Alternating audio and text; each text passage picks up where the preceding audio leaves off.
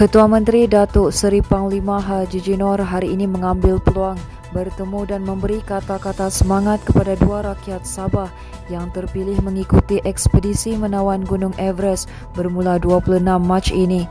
Dua rakyat Sabah itu ialah Lieutenant Colonel Pertahanan Awam Awang Iskandar Ampuan Yaakob 55 tahun dari Kampung Benoni Papar yang kini bertugas sebagai pengarah Angkatan Pertahanan Awam APM Kedah, dan Ayu Wanirah Naharudin 30 tahun dari Kampung Jawa Tawau yang bekerja di Johor.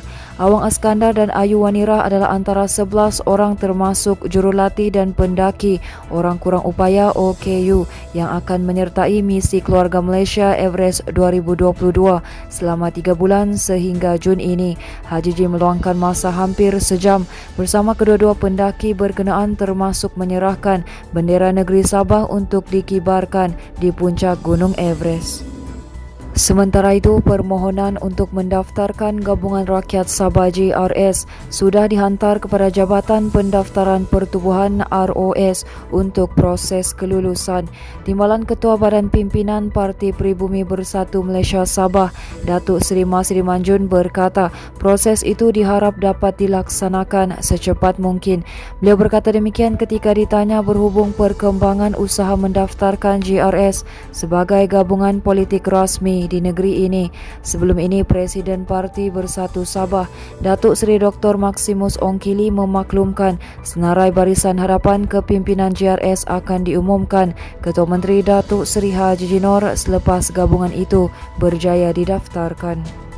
Manakala Persatuan Kebajikan Pedalaman Bersatu Pedabro membuat laporan polis berhubung satu kenyataan di Facebook yang menghina kaum kadazan dusun, Murut dan Rungus KDMR baru-baru ini. Laporan polis itu dibuat timbalan Presidennya Freddy Jones P. Anthony dengan ditemani Presiden Persatuan Asman Rafi'i Hassan di Ibu Pejabat Polis Daerah IPD Keningau kemarin.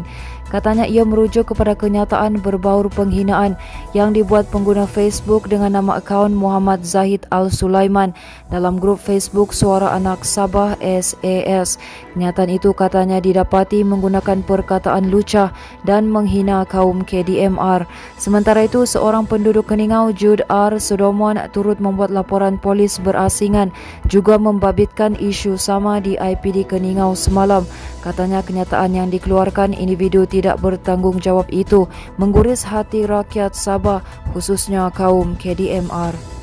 Berita seterusnya, seorang lelaki cedera selepas kaki kanannya tertusuk anak panah ketika melakukan aktiviti menangkap ikan di Kota Belud hari ini. Dalam kejadian kira-kira jam 4 petang itu, mangsa yang cedera terus dihantar ke hospital Kota Belud untuk mendapatkan bantuan segera. Bagaimanapun, pihak hospital termaksa mendapatkan bantuan pasukan bomba selepas difahamkan sukar untuk mengeluarkan anak panah berkenaan. Jurucakap Pusat Gerakan Operasi Jabatan Bomba dan Penyelamat Malaysia Sabah berkata pihaknya menerima panggilan kecemasan pada jam 4.33 petang. Katanya sepasukan 3 anggota dan pegawai bersama jentera serta van unit bantuan perkhidmatan kecemasan dikerahkan bergegas ke hospital Kota Belud. Menurutnya, mangsa kemudiannya meneruskan rawatan di hospital berkenaan dan kini dilaporkan dalam keadaan stabil dan selamat.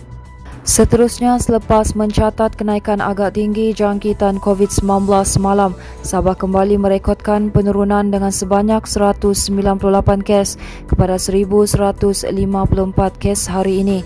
Jurucakap Perkembangan Harian COVID-19 Sabah, Datuk Seri Masri Manjun bagaimanapun berkata peratusan kes bergejala yang berpunca daripada jangkitan sporadik kekal tinggi dengan 60.4% daripada jumlah kes keseluruhan. Sementara itu, masih diberkata satu kluster tempat kerja iaitu kluster persiaran Palma melibatkan lokaliti Tuaran, Papar dan Penampang diisytiharkan tamat hari ini menjadikan 30 kluster lagi masih aktif di Sabah. Katanya hanya 2 daerah mencatat kes 3 angka hari ini iaitu Kota Kinabalu 265 kes dan Papar 109 kes. Teruskan bersama kami di asoka.com, berita komprehensif.